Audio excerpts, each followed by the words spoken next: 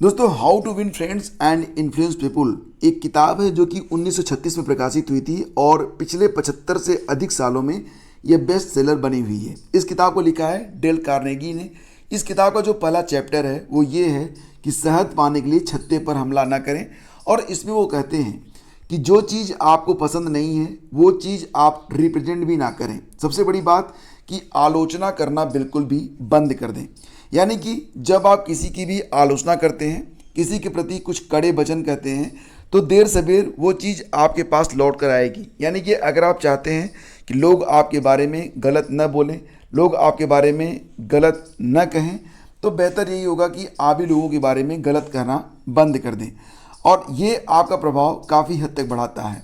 देखिए friends, BF Skinner ने भी एक प्रयोग किया था। उसमें उन्होंने देखा था कि वे जानवर जो गलत काम करने पर दंडित किए जाते हैं, उनकी अपेक्षा वे जानवर जो सही काम करने पर पुरस्कृत किए जाते हैं वो ज़्यादा तेज़ी से सीखते हैं। यानी कि पुरस्कार जो होता है ये मन में खुशी भी लाता है, सामने वाले के प्रति सम्मान भी लाता है, और साथ ही साथ जो व्यक्ति, जिसे मान लेते हैं कि आप किसी व्यक्ति के अच्छे कर्मों पर, अच्छे कार्यों पर आप उसका थोड़ा सा प्रेज करते हैं, आप उसकी प्रशंसा करते हैं, तो वो धीरे धीरे कहीं ना कहीं आपके लिए अपने मन में एक सॉफ्ट कार्नर बना लेता है और फिर आपकी हर बात को मानने लगता है। और ये भी कि जब भी आप किसी की आलोचना करें तो एक बात ज़रूर सोचें कि क्या इस आलोचना का कोई प्रभाव होगा, अच्छा प्रभाव होगा या बुरा प्रभाव होगा, ये अलग बात है, लेकिन इतना तो तय है कि वह व्यक्ति फिर आपका विरोधी बन जाएगा। तो इस प्रकार से आलोचना बिल्कुल व्यर्थ है। अगर संभव हो तो इसे करना बिल्कुल छोड़ दीजिए, आपको काफ़ी फ़ायदा मिलेगा। और हाँ, ये किताब अगर आप पढ़ना चाहते हैं, how to win friends and influence people, तो लिंक मैं वीडियो के डिस्क्रिप्शन में डाल दूंगा। तो फ्रेंड्स, ये थी आज की मोटिवेशनल बातें। अब चलिए स्टार्ट करते हैं। आज यानी कि 6 सितंबर के दैनिक रोजगार समाचार। एक बड़ी खबर है आप लोगों के लिए कि एडेड जूनियर हाई स्कूल का जो रिजल्ट है, रिवाइज रिजल्ट, ये आज या कल तक जारी हो सकता है। इसके बारे में मैं आपको पहले ही सारी बातें बता चुका हूँ कि सरकार की ओर से भी क्लियरेंस मिल चुका है कि जो पुराना रिजल्ट है उसको रद्द करते हुए नया रिजल्ट शीघ्र जारी किया जाए। अब देखना ये होगा कि कितने लोग ऐसे हैं जिनकी मुस्कान चली जाती है, कितने लोग ऐसे हैं जिनके चेहरे पर मुस्कान लौट आती है, क्योंकि जो रिवाइज रिजल्ट है डेफिनेटली पुराने रिजल्ट से काफ़ी कुछ अलग होगा, ये माना जा रहा है। तो रिजल्ट आज शाम तक भी आ सकता है या फिर डेफिनेटली कल तक तो ये जारी कर ही दिया जाएगा, जैसा कि नोटिफिकेशन जारी किया गया था सचिव की ओर से, और ये नोटिफिकेशन आपके सामने भी है, आप देख भी रहे हैं। आगे बढ़ते हैं। अगली खबर है कि 6 हफ्ते में पूरी करें सदस्यों की नियुक्ति प्रक्रिया। ऐसा इलाहाबाद हाई कोर्ट ने माध्यमिक शिक्षा सेवा चयन बोर्ड को आदेश दिया है कि अगले 1.5 महीने के अंदर अंदर जो चयन बोर्ड है वो अपने सदस्यों की जो नियुक्ति प्रक्रिया है वो उसको पूरा करें। क्योंकि अब देखो, अगर 1.5 महीने के अंदर अंदर सदस्यों की जो नियुक्ति प्रक्रिया है वो पूरी हो जाती है तो निश्चित रूप से आने वाले 2 से 3 महीने, यानी कि अब आपके पास अगर देखा जाए तो TGT और PGT के लिए जो आवेदन लिए गए हैं उसमें आप मान चलिए कि 90 डेज का ही समय है, 90 दिन का समय है। और ये 90 दिन आपके लिए बहुत ही इम्पॉर्टेंट है। अगर आप कुछ नहीं करेंगे तो भी ये बीत जाएंगे, और अगर आप कुछ करेंगे तो भी ये बीत जाएंगे। तो जो सारी चीज़ें हैं वो इस बात पर डिपेंड करती हैं कि आप आज क्या कर रहे हैं, क्योंकि एक एक दिन करके ही महीना बनता है और फिर महीने यूं ही बीत जाते हैं और धीरे धीरे उम्र भी निकल जाती है। तो 6 हफ्ते में पूरी करें सदस्यों की नियुक्ति प्रक्रिया, ऐसा कोर्ट का कहना है। वैसे भी चयन बोर्ड ने भी ये बात कही है कोर्ट में जाकर कि उनके पास उन्होंने आवेदन ले लिए हैं, बस कुछ चरण और शेष हैं और जो सदस्य होते हैं उनकी नियुक्ति प्रक्रिया कंप्लीट हो जाएगी। आपको बता दें कि जो चयन बोर्ड होता है उसमें एक अध्यक्ष होते हैं और 10 सदस्य होते हैं। तो वर्तमान समय में सिर्फ अध्यक्ष ही काम कर रहे हैं, उन्हीं का कार्यकाल बचा हुआ है। बाकी जो सदस्य हैं वो, उनका जो कार्यकाल था वो ख़त्म हो चुका है, तो वो रिटायर हो चुके हैं। नए सदस्यों के लिए आवेदन लिए जा चुके हैं और अब क्योंकि कोर्ट ने कह दिया है तो 1.5 महीने के अंदर अंदर नियुक्ति भी कर ली जाएगी। इसके बाद बोर्ड अपने रफ्तार से काम करना स्टार्ट कर देगा। तो मैं आप लोगों से ये कहना चाहूँगा कि फ़िलहाल अब आप लोग पूरी तरह से फोकस रखें और जो आपका टारगेट है उसको कंप्लीट करें जहाँ तक संभव हो। देखो, बार बार पढ़ोगे तभी कुछ हो पाएगा, ठीक है। ऐसा नहीं है कि कोई भी किताब एक बार अगर आप पढ़ लोगे तो सारी चीज़ें आपकी समझ में आ जाएंगी। अगर आप चाहते हैं कि आप औरों से बेहतर करें तो बेहतर यही होगा कि आप उस काम को बार बार करें। वैसे भी बहुत सारी किताबों को एक बार पढ़ने से बेहतर होगा कि एक अच्छी किताब को आप 3-4 बार, 5 बार, 6 बार पढ़ लें। तो ये चीज़ है। और अब आपके लिए टीजीटी पीजीटी की परीक्षा के द्वार धीरे धीरे खुल रहे हैं। आने वाले समय में 2 से 3 महीने मान के चलिए, 3 महीने के बाद आपकी परीक्षा कभी भी हो सकती है। तो मान के लिए कि 90 डेज का ही समय आपके पास है। तो 3 महीने के बाद, 4 महीने से पहले जो समय होगा, उस समय में आपकी परीक्षा अति संभावित है। तो इस डेट को आप लोग ध्यान में रख लें और अपनी तैयारी को स्टार्ट कर दें। चलिए आगे बढ़ते हैं और अगली खबर जो है उसको देखते हैं। एडेड कॉलेजों में लिपिकों के 1621 पदों पर होगी भर्ती। तो कुल मिला के 1621 पद हैं, जो कि एडेड जूनियर हाई स्कूल में जो माध्यमिक विद्यालय होते हैं, इंटर कॉलेज वगैरह। तो यहाँ पर बात हो रही है कि जो एडेड स्कूल हैं जिसमें जूनियर और इंटरमीडिएट आते हैं, जूनियर हाई स्कूल और इंटरमीडिएट, ये ऐसे कह लीजिए। तो उसमें कुल मिला के 1621 पदों पर नियुक्ति होने वाली है। और इसके लिए क्या होगा, इसका जो प्रोसेस होगा, इसके लिए कोई फॉर्म नहीं आएगा। सबसे पहले आपको बता दें कि जो लोग पेट 2021 क्वालिफाई हैं तो वही लोग इसमें आवेदन कर पाएंगे। तो जो प्रक्रिया है वो मैं आपको बता देता हूँ कि सबसे पहले तो ये ध्यान में रखिए कि जो लोग पेट क्वालिफाई हैं पीटी 2021, सिर्फ वही लोग इसमें आवेदन कर पाएंगे। आवेदन के लिए क्या प्रक्रिया है, तो इसके लिए देखिए 4 जुलाई को चयन प्रक्रिया संबंधी शासनादेश जारी किया गया था। शासनादेश मैंने आप लोगों से डिस्कस भी किया था और लिंक मैं शेयर कर दूंगा टेलीग्राम चैनल पर, वहाँ पर जाकर आप शासनादेश को देख पाएंगे।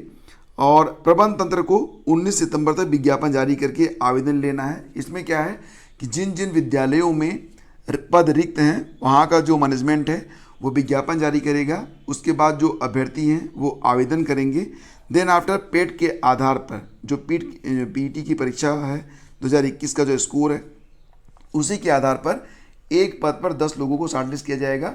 फिर इन लोगों की टाइपिंग टेस्ट करवाई जाएगी। टाइपिंग टेस्ट करवाने के बाद टाइपिंग टेस्ट का भी अंक होगा। तो पेट और टाइपिंग टेस्ट के अंक के आधार पर ये जानकारी फिर भेज दी जाएगी बीएसए के पास। इसके बाद इसकी एक फाइनल सूची तैयार की जाएगी और उसमें से जो टॉप स्कोरर होंगे उनको नियुक्त करके नौकरी दे दी जाएगी। तो ये प्रक्रिया होगी इस चयन के लिए। 19 सितंबर तक विज्ञापन जारी कर आवेदन लेना है और आवेदक अभ्यर्थियों की मेरिट सूची पीटी के आधार पर तैयार करेंगे। एक पद के सापेक्ष 10 अभ्यर्थियों को आमंत्रित करते हुए कंप्यूटर टाइपिंग टेस्ट और फिर इंटरव्यू के आधार पर चयनित अभ्यर्थियों की सूची 28 नवंबर तक DIOS को भेजी जाएगी। तो ये है चयन प्रक्रिया। एडेड कॉलेजों में लिपिकों के 1621 पदों पर भर्ती होगी। अभी जो है किसी भी विद्यालय से विज्ञापन जारी नहीं हुआ है। जब विज्ञापन जारी होगा तो उसकी कटिंग्स आपको मिला करेगी टेलीग्राम चैनल स्टडी विद ज्ञान प्रकाश पर। आगे बढ़ते हैं।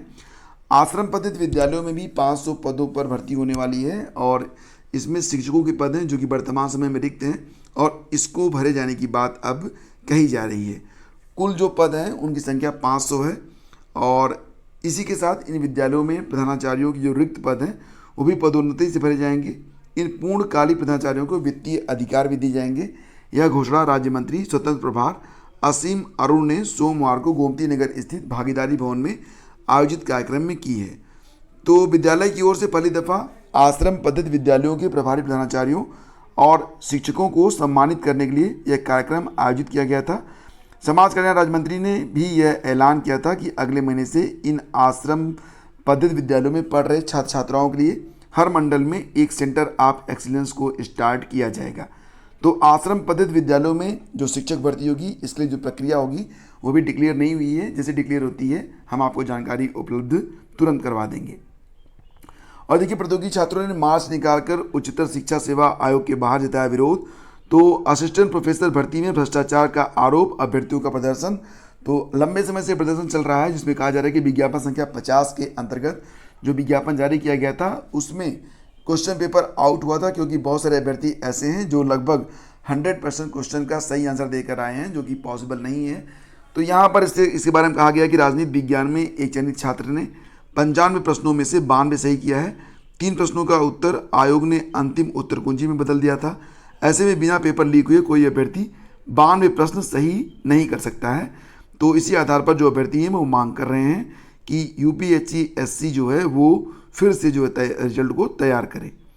और देखिए, यहाँ पर चीफ जस्टिस की बेंच करेगी PCS मामले की सुनवाई। तो UP PCS 2021 प्रारंभिक परीक्षा के लिए जो रिजर्वेशन यानी कि जो X सोल्जर थे, पूर्व सैनिकों के लिए 5% आरक्षण का मुद्दा है, तो उस पर आज सुनवाई होनी है। पिछली बार ये सुनवाई जब हो रही थी तो एक जज ने अपने आप को इस मामले से अलग कर दिया था, तो उसके बाद नेक्स्ट हियरिंग आज की डेट में होनी है। तो सुनवाई में जो कुछ भी होगा वो शाम तक मैं आपको अपडेट दे दूंगा। इसके बाद देखिए कुछ और भी खबरें हैं, जैसे कि वन दरोगा भर्ती परीक्षा घपले में 2 दलाल गिरफ्तार। तो खबर उत्तराखंड से है कि वन दरोगा भर्ती की ऑनलाइन परीक्षा में नकल के मामले में एसटीएफ ने 2 दलालों को गिरफ्तार किया है। दोनों पर अभ्यर्थियों से पैसा लेकर उन्हें नकल माफियाओं से मिलाने का आरोप है। एसटीएफ के एसएसपी अजय सिंह ने बताया कि वन दरोगा की ऑनलाइन परीक्षा में 4 अभ्यर्थियों से पूछताछ की गई थी, जिनसे पता चला कि उन्हें पैसे लेकर नकल कराई गई। और एसटीएफ की जांच पर संदेह क्यों, तो हाई कोर्ट ने सोमवार को उत्तराखंड अधीनस्थ सेवा चयन आयोग यूके एसएससी की परीक्षा के पेपर लीक मामले को लेकर कांग्रेस विधायक भुवन कापड़ी की याचिका पर सुनवाई की। मामले को सुनने के बाद वरिष्ठ न्यायमूर्ति संजय कुमार मिश्रा की एकल पीठ ने कापड़ी से 12 सितंबर तक ये बताने को कहा है कि आप इस मामले की जांच सीबीआई से क्यों कराना चाहते हैं, उन्हें एसटीएफ की जांच पर संदेह क्यों है। और आपने देखा होगा कि यूपीपीएससी की जब भी कोई नोटिफिकेशन आता है नीचे सचिव जगदीश के हस्ताक्षर होते हैं। फिलहाल अब जगदीश जी जो हैं वो यूपीपीएससी के सचिव नहीं रहे। 23 अगस्त को उनका तबादला अपर निदेशक मेडिकल सप्लाई कॉरपोरेशन के पद पर हुआ था। 24 अगस्त को उन्हें कार्यमुक्त कर दिया गया और अब जो नए सचिव हैं वो बन गए हैं विनोद कुमार गौड़। तो हालांकि विनोद कुमार गौड़ जो हैं ये उप सचिव के पद पर थे, लेकिन अब इन्हें सचिव का अतिरिक्त प्रभार सौंपा गया है। राजकीय महाविद्यालयों में मिले असिस्टेंट प्रोफेसर, तो यूपीएससी ने कुल 19 चयनितों का परिणाम सोमवार को घोषित कर दिया है और इनको जो नियुक्ति भी मिल रही है। सहायक निदेशक मत्स्य पद के परिणाम भी घोषित किए गए हैं यूपीएससी के द्वारा। तो ये कुछ अपडेट्स हैं आप लोगों के लिए। अगर सेशन आपको अच्छा लगा फ्रेंड्स तो लाइक और शेयर जरूर कीजिएगा।